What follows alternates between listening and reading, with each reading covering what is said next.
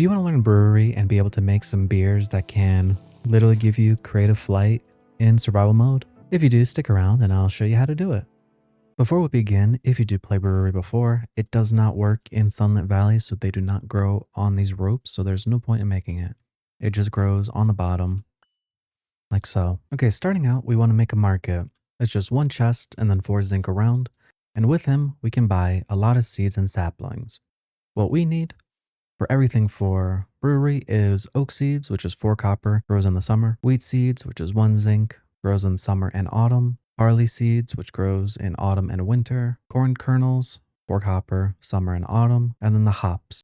You can find them randomly in the world. I found a bunch in the taiga biome, and they grow in summer. You can make some greenhouse glass that will grow them underneath, so it doesn't matter. And you got oat, wheat, barley, corn, and the hops. Next up is the wooden silo. It dries the grains so they become beer or whiskey. You can grow in a max size of a 3x3 by 9. You need 1 gold coin, 4 fire logs, 2 oak resin, 1 barrel, and 1 earth crystal. Earth crystals are in mines, kind of look like this. And you can grow it like as you want, like right here, that's a 2x2. You can grow it all the way to a 3x3. And why you may want to change the size or add more size to it is because, for instance, this one, if I put in there, it takes 1 wheat. If I put it in this 3x3, it takes 9. If I go to this one, the 3x3 goes up 9. That takes 81. And after some time, it will deposit it all. Like so. So I forgot to mention, but this recipe makes 4. Now, I'm going to show you guys a thing where technically you don't even need to do this. Because what you can do is something like this, where you have a barrel or chest, a hopper going into it, and then it shooting it out into the hopper into here. And as you can see, I got a bunch of wheat. But doing it this way bypasses the limit. Like for instance, like right here, right? We could only put in 1. But over here, we can put in all the wheat, and then you can see the numbers moving up. And once it hits 25, it's going to spit out the dried wheat, like so. And then the others gets caught down there in the hopper into the chest. And if you wanted to make a copper silo, it's just copper ingots all around it, but it's just looks. So there's that. All right, guys, this is what the setup looks like. You just got functional storage up top, locking, which one does what. Hoppers going into the silo. And then I have this chest with a magnet that collects it all. Goes into the smart chute to just dump it in mass into here, which is automatically collected into this drawer over here, where, because I have 4 copper upgrades, they collect 2 million of each. So theoretically, it will never overfill. And I'll just come over here, right click it all, and then they get all deposited up top and then into here. And after a little bit, it's turned into the dried counterparts and then just deposits all into this chest right here. And because the smart chute takes stuff in stacks of 64, it just takes the whole thing and just dumps it in here. No problem. But you can use a chute. I would not say do a hopper because a hopper is a bit too slow, but a chute does 16, hopper does 1, and smart chute does 64. Next up, to be able to make any of the beers or whatnot, we need yeast. And to make that, we need a cooking pot. So it's 1 gold coin, 2 bricks, 5 iron ingots, and 1 earth crystal. And then we just need a campfire and the pot. So you could just campfire and then just pot on top. And that's it. Now you can make yeast with any of these things, but I would recommend just doing it with barley just because all of them have decent value except barley being the cheapest at 11. You'll need 1 sugar and 1 water. Now, instead of using the water bucket, I would recommend just putting the water bucket in the inventory itself and get water cups because it is the same thing. And then you can just put your barley in there, sugar, water cup, and it'll just slowly go. And like that, we get 12 yeast. And you can automate the whole system by having a mechanical arm as well as some baskets that would have, say, funnels on top depositing all the stuff. But in here, I would just have, water, barley, sugar. The arm grabs each one of everything, deposits it in the cooking pot like so. And it would be faster if you speed up the arm itself. but then it'll just slowly go. And then I have this brass funnel that's only taking out the whatever into this chute, and then it goes into this barrel.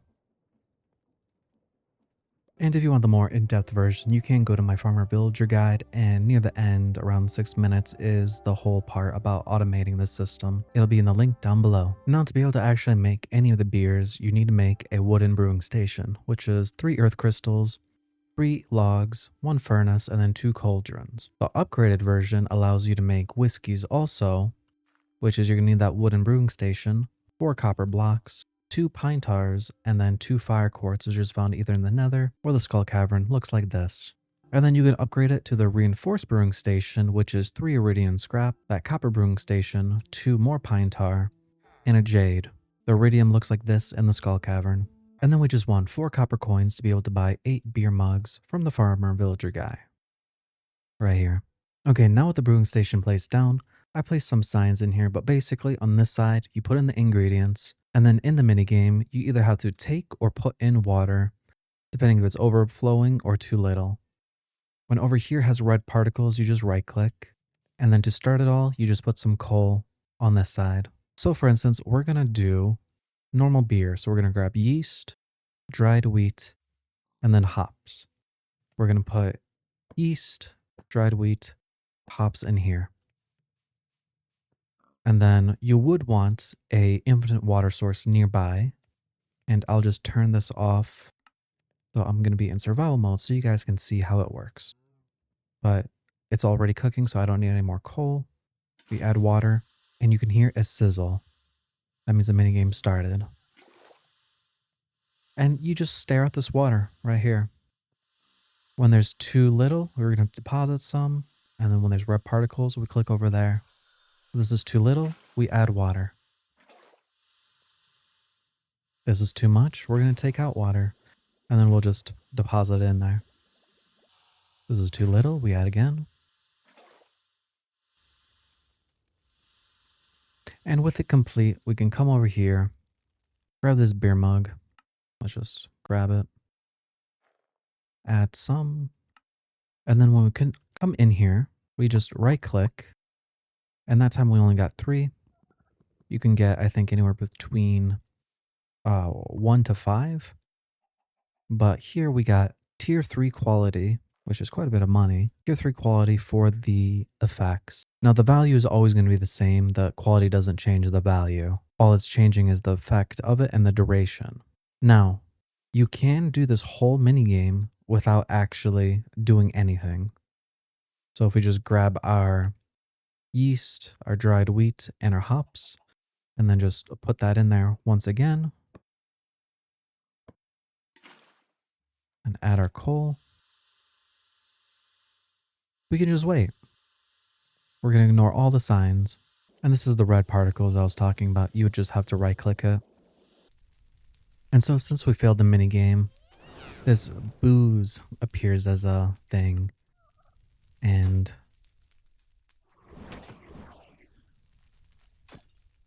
you can kill him pretty easily. Doesn't hurt too bad. And he drops pattern wool, as well as some chicken. These are the stuff that you can do with the pattern wool. And then also, if we come over here now, we only get 1 beer, and it's no quality whatsoever. It only lasts 30 seconds. So it is better to do the minigame well and potentially get 3 to 5 beers.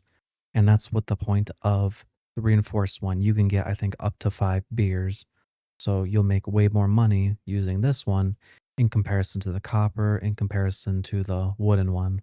And then again, all the things that you need to make all the beers and the whiskeys is just yeast, dried wheat, dried barley, dried corn, dried oats, hops. You can find wild nettle in the wild, as well as if you make enriched bone meal, you can use it to just make more. So don't waste your first one. Make enriched bone meal to make more. And then popped chorus fruit. So for the effects, the wheat beer, it gives you the Snow White effect, which makes some animals follow you. So if I just drink this, you can see now they are following me. For the barley beer, it says it gives you charisma, but I don't see an effect when I drink it. I just get the intoxication, and I don't know if it actually does anything, but there's that. Hops beer, one of my favorite ones, gives you the party starter effect, which when you hit, it gives you fireworks.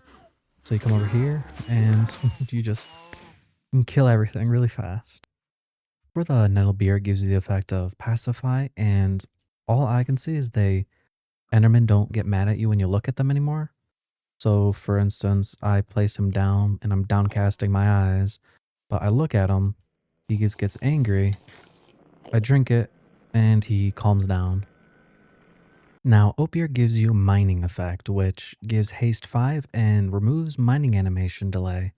I'm not really sure, but we'll go like this, and I'll use a normal diamond pickaxe. And like so, that's how it works. You're not swinging your pickaxe anymore versus like that at the end. Efficiency 4 1, and you use it. It's 100 times faster, I think, in comparison to just mining normally. Now, the Haley beer, I think, is going to be one of everybody's favorites one, and it is the Amoris Glide. Now, what it does is it gives you creative flight. Now, this is where that quality thing comes into play, because you can see if you just did it whatever, you got 30 seconds of creative flight. But if you do it this one, this is again one set of ingredients right here, you get 10 minutes of creative flight. So if you just grab it and use it, it works the same as creative flight. You just go up and go down, but you don't have any like the jump thing. Like you can't activate it. It's just always on. So you can, sprint very fast on the floor. You can fly, do all the things, but you can't fall down fast. So you have to, do your crouch to come down and back up. But this will be a very fast way. And when the effects does wear off, you take fall damage. It doesn't give you any like protection off that, so you have to keep in mind when your effect ends. For the Geogenic Select, it gives you Toxic Touch. So if you drink it and punch something, they get Poison 3. For the Little 2 Single Malt, it gives you that Party Starter effect, which is again hitting gives you fireworks. For the Crystal Walker, it gives Protective Touch, which when you punch things, they get Absorption 2 for 10 seconds. For the Mago Allen, it gives you Healing Touch. So healing heals. So if I eat this, and you can see, just hitting them heals them up. I can't do any more damage to anybody else. Just heal. The Karskoan label gives you Renewing Touch, which gives Regen 2 for 10 seconds. So cow, I hit him, and then he just slowly regenerates. For the AK Reserve, it gives you Lightning Strike, which hitting randomly causes lightning strikes. Let's see if we can actually cause it to happen. And there you go, it happens. It takes honestly a lot of tries. I don't know what the odds are, but they're fairly low. So for this one, I'm just doing it at nighttime just so you can see it better. But the Highland Hearth basically gives you repulsion. And what I can tell is like every 2 to 3 seconds, a little wave happens that pushes mobs away slightly. So for instance, if I came to like these mobs and drink it, you can see it just randomly pushes them. And I can't really see the practical use of it because it's like, if I did place them down, right, just every now and then they do that, but they can still get to me. They just slightly get pushed away, so there's that. And this is, remember, this is the tier 3 version. The first version, where there's no quality whatsoever to it, does like abysmal. It doesn't even matter. But there's that. For the Smoky Reverie, it gives you Combustion, which in a 4 to 5 blocks away, or if you were the center, a 9 by 9 or 11 by 11, hostile mobs catch fire. Now, not all hostile mobs catch fire, but you can see if I walk up to them slightly, they just start to catch on fire. And then for the Jameson Malt, it gives you Explosion, which is basically randomly hitting gives you the Ghast Blast. So I can just punch, and there you go. I hope this video helped you guys out. If you guys like, be sure to hit the subscribe button. It would mean a lot to me. And let me know down in the comments what you want to see next. But with that, God bless and goodbye.